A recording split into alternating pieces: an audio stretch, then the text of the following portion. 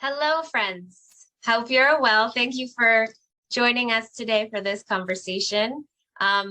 Today, we're going to be talking about climate finance as a whole, economic justice as a whole, particularly through the lens of one of our new acronyms under the UN climate change negotiations, which is the NCQG. A very fun acronym there, the new collective quantified goal on climate finance. One of the things that inspired this conversation is just in the last few weeks, we had a number of colleagues of feminist allies who were both following this process in Bonn under the UN climate change negotiations, while other colleagues were attending a conference put on by Eurodad, talking about how do we reboot the system and really thinking about economic justice as a whole and issues around tax and trade, militarism, et cetera, all things that we know impact the availability of finance. And certainly we know as feminists, as we talk about addressing a new collective goal on climate finance, we have to understand climate finance flows within the broader system in order to really be transformative in what we're advocating for. So we have Tara and Emilia here to have a really short but transformative, my favorite word, conversation to kind of ground us in what is this process and how can we as feminists be better prepared in terms of making sure our advocacy is thinking systemically about these issues. So Tara, I'd love for you to introduce yourself briefly, but also to pass to you for this first question on just for anyone who's new to this beautiful acronym NCQG, the new collective quantified goal on climate finance. What is the process for this? Why is it important? And how do we have to work to bring in principles of climate justice? What are some of the challenges and opportunities in doing that? Thanks so much, Bridget. So I'm Tara Daniel. I'm a senior program manager at WEDO, leading our work on feminist climate finance. And I love that you were starting to bring in this word transformative already, Bridget, because that's the opportunity that we have here with the new collective quantified goal. This is the most substantive discussion that we have had on climate finance since the Paris Agreement was signed. It's a process, a multi-year process by the parties under the United Nations Framework Convention on Climate Change to say, what is our new collective, all the parties' goal that we're going to put actual numbers on beginning in 2025 that we're going to aspire to meet as parties? We're doing this in the context of recognizing that the previous goal that dates back to 2009 was not adequate, did not actually provide enough climate finance to actually serve the need and to achieve the climate ambition that we know is necessary for the transformation that has to happen in order for us to realize the Paris Agreement. Not only that, it was a broken promise. This money wasn't even delivered. So we have to address how do we set a new goal that will be delivered, that must be delivered, and we're doing that through a series of technical expert dialogues. So we just ended the second one of those. These will be continuing for years through 2024. There's going to be 12 of them as part of this process. And so we have to ensure that our voices as feminists are coming into this process as observers in our advocacy with parties, knowing that we have to be talking not just about the quantitative number of the goal that should be based on the actual country and community needs, but what the shape of that finance should look like. We have to talk about grants-based finance. We have to talk about adaptation. We have to talk about all of these elements, not only of climate justice and ensuring that the money is structured in a way that is going to flow directly to the communities that need it, but also of economic justice, because our financial systems are interlinked. And every time that we continue to embrace a financial structure that's based on debt, that's based on austerity, we are completely undermining the possibility of actually achieving the Paris Agreement and the goals that we've set forth for our planet. So we got this huge challenge. And one of the things that I started hearing in this discussion was this idea of misalignment, which I actually think does a real disservice when we talk about misalignment of the funds that should be as part of our entire financial system supporting the goals that we have set forth, because misalignment suggests that we're just a little bit off track, right? And we're not. We are hugely off track. We are moving in the wrong direction because we still are having fossil fuel subsidies and fossil fuel investments that together are outpacing the current money that's flowing directly to the climate. So with that framework, we have to have a new goal, a new way of working, a more transformative way of working that is actually going to get us where we need to be. That's perfect, Tara. I surprisingly agree with you. And I think that this is, again, in why do we as feminists come into these spaces to disrupt these spaces is because we know that even where in the guise of ambition, countries and parties will launch a process to say we need a new collective goal. If that goal, as you've said, so I don't have the right word. So correctly, there we go. If we set that goal within the same framework that we have right now, within the same system that we have right now, in this thinking that we can sort of silo out a particular flow of climate finance that is somehow divorced from a system based, as you said, on debt and austerity, and not take into account how finance is flowing into different sectors and where it is flowing into harm right now, and whether that is in fossil fuels or militarism. And so I think that there is this opportunity, and the UNFCCC in particular is not a space that loves to bring in this broader systemic conversation. But if it doesn't, it simply will fail. So how do we break open that door to the parties, to the observers, to the civil society who want to change that conversation?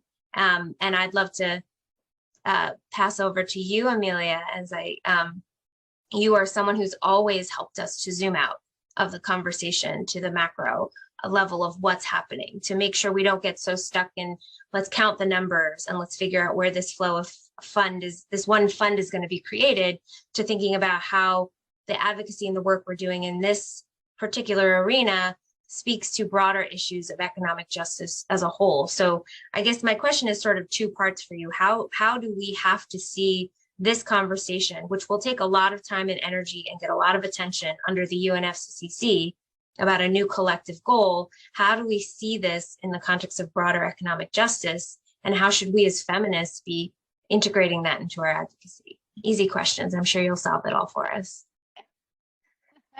I just want to repeat everything that Tara said.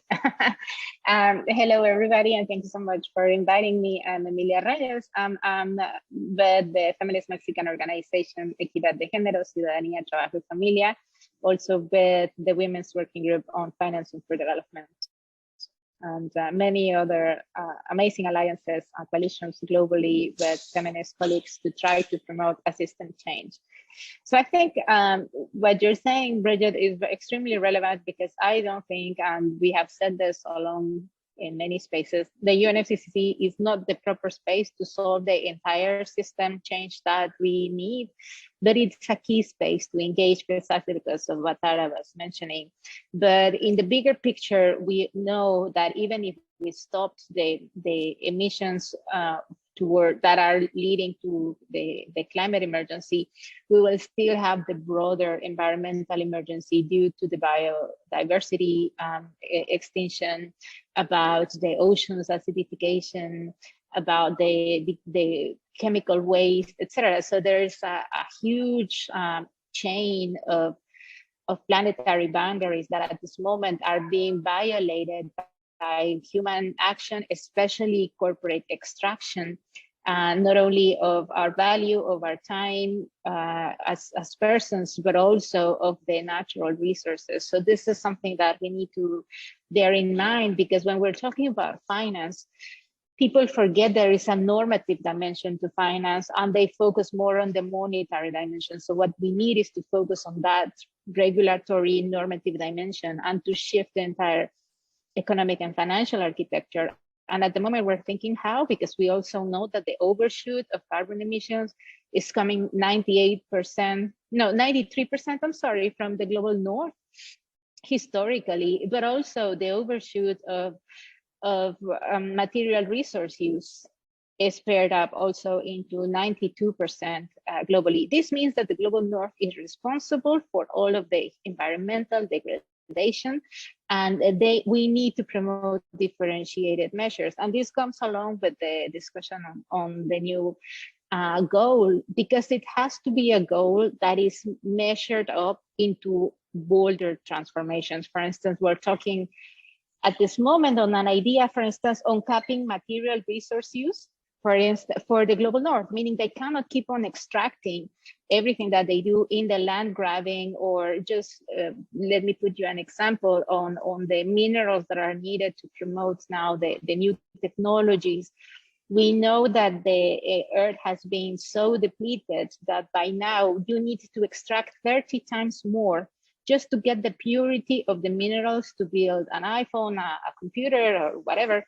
So that means that we're overshooting 9 planets just to keep on the same level of growth. So we are proposing to degrowth, first, the overconsumption of the global north, and second, the overconsumption of the wealthy and the rich in the global north, to allow for development, sustainable development in the global south, but also for decent standards of living of people globally. So this is something that needs to happen. And that comes paired up with capping of energy use, because we know at this moment that is this extractive ambition and this greed that is paired up with a humongous use of energy that is not needed, that is actually depleting human rights of people who's living also with multidimension discrimination. So this is an element that we need to think broader. I think it is a matter of, for instance, on how we can pair up some mandates within the UNFCCC, within the discussion, but to bring it outside. Because, for instance, our thinking is that we cannot keep on asking for ODA. The issue of finance for adaptation or finance for loss and damage, that is a broader conversation about, on the one hand, redistribution, and on the other, reparations, in which loss and damage is a big part of that reparations, but that is not shifting the entire way the financial system is working. We know now that the estimations are on the trillions now, but the trillions cannot flow through ODA or donations and grants. Actually, the trillions are now flowing from the financial sector to the extractive industries, to the fossil fuels and gas emissions. So we need to work on regulation. We need to work on illegitimate spaces of power like the G7 and G20 that are keep on deciding on how to promote this greedy style of life that the global north is having, to really come up into a more democratic conversation in the multilateral system. And we need to also hold accountable the UN to step up to do what they need to be doing, and not bringing the corporate powers into the seats of the UN, because then that undermines the entire issue. We've seen that in the UNFCCC, we've seen that IFAO with the conversation on food systems. We've seen that even now with UN Women partnering with BlackRock, betraying their alliance with women's human rights and everything that is decent and that is needed to uphold life in this planet. So this conversation on the way we need to engage with the system change is so key to support the discussion in the UNFCCC, and at the same time to have the larger ambition to bring in environmental experts, scientific communities, economic justice experts, indigenous people's voices to these other spheres, and make, a dream of a larger global mobilization in all of these spaces with these common messages to really achieve these. And just very sadly, I'll end up saying we only have 3 years. According to the IPCC report, we can only peak so much until 2025 before dropping 43% of the greenhouse gas emissions to drop to 43% levels before 2030, so that we can remain below 1.5 degrees of global warming. So this is a dire moment. And so if people think this is very technical, I think it makes more sense when you think about it, the unfair ways our system is working and how the wealthy are extracting everything that is sustaining life at this moment, and how we can demand more dignity and more freedom from our decision makers. And this is the time to do it with solidarity, with a feminist spirit, and lots of music. Thank you, Emilia, as always, for encapsulating both an incredibly important analysis as well as the real urgency of where we are in this moment and this crisis. It's we're having a conversation here, but we don't have time for more conversations. We need, we know a lot of this, a lot of these challenges, and we need to kind of take those steps towards that real action. Part of what brought us together in community, both to bond to the UNFCCC as well as attending the Equidad Reboot the System conference, is the decision we took during the Generation Equality Forum that the space, the conversations around economic justice and climate justice were just not reaching the systemic analysis that was needed to really address these issues that we face. And so, together with other organizations, we launched our own blueprint for feminist action for economic and climate justice, and what's really needed. And I think you started to really outline for us, Emilia, some of the destabilizing of conversations and ideas that feminists are really called upon in this moment to do in a very frank and bold way, calling out partnerships and alliances that are working to really undermine our both planetary boundaries as well as human rights and social injustice. And we've moved past this points of a politics of civility and kind of middle ground on issues. I think that it's really calls for in the conversations around whether they are under the UNFCCC on a new collective goal, or in other spaces, as you've pointed out, where we see our UN agencies or others who are supposed to be grounded in the protection of women's human rights, or human rights in general, foregoing pathways that fail to take the systemic issues into account, that we just simply don't have time for that. I know systems change has always been something we as feminists have called for, but systems thinking in our leadership and our advocacy is more important than ever before. And I think that's kind of one of the key messages I'm taking away from where we need to prioritize our work as we work on issues like the new collective goal. I'd love to just pass to you, Tara and Emilia, for if you had any further thoughts that you wanted to add to this conversation as we close.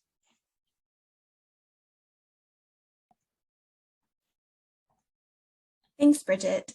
I want to follow up on something that Emilia was saying as she was describing, just this incredibly harmful planet-destroying system of extractive capitalism and the greed that continues to power it, but also just at this point, the momentum that is powering it. We mentioned at the very beginning, this is the status quo. And so we have such an obligation right now to show that a better way is possible. And it does require fundamentally dismantling this system, but we do have that feminist vision. And I think that's what we're contributing to this process. I also want to think about the new collective quantified goal. Not only is this endpoint, this idea that we're going to have something that will start working in 2025 and deliver all the results that we hope, because while that is important, the process matters too, and nothing is stopping any parties right now from improving the ways in which they are investing in feminist solutions. And we can continue to show them what that can look like for direct access, for grassroots feminist organizations, for grant-based finance, for ensuring that there is alignment and more so integrity in the ways that they are investing across their entire government. So I really hope that we can use some of this thinking to continue to power these conversations while we're also searching for transformative outcomes.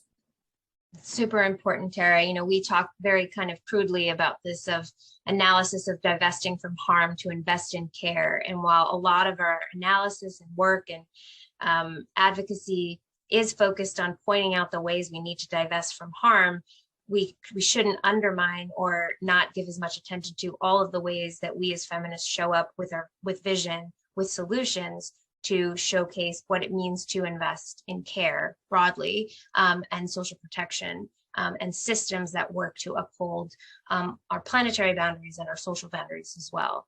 Over to you, Emilia. No, thank you. I just want to compliment on what Tara was saying, in also making sure that we're not accompanying language on false solutions, or, you know, the lip services that we see happening in the UN spaces. So I've seen that people say it's net zero is enough, you know, that all of the false solutions, including growth at the moment, and we see that is a language that is ongoing there. So just wanted to highlight at this moment what we see as a trend is that it is much likely that this climate finance goal is going to be relying on bonds, which is totally detrimental to what Tara was saying. And we see a huge movement on canceling the debt. We see a huge movement on environmental justice, calling on loss and damage finance. We see a huge movement, for instance, on tax justice, calling out for corporate tax abuse to be regulated. But there is like a misconnect between what are the implications on the debt crisis now in the environmental crisis, but more importantly, in the environmental discussion on finance. So I think there is a need for all of us to get an alignment on what do we want, what do we need to put pressure, and to push back against the, you know, the collective trends of member states in the UN proposing solutions that are really undermining the outcomes before these are implemented. And we need to stand strong. And I think this brings for a new, again, collective mobilization, first taking a step back, analyzing, regrouping, and then take a step forward really boldly. And the movements are there, the wisdom is there, but we just don't seem to have been working collectively enough. And this is the time. This is a luxury that we cannot have, and this is the time to start engaging differently. And this conversation like this are precisely the best starting point for organizing in a different way and inviting everybody to feel inspired and to join the efforts. Absolutely. Thank you both so much for taking the time, and hopefully it will, as you say, inspire folks to think about this in their advocacy and in their approaches to some of these critical issues that we're all so engaged on right now, because we know that the need and the urgency is there. So thank you both.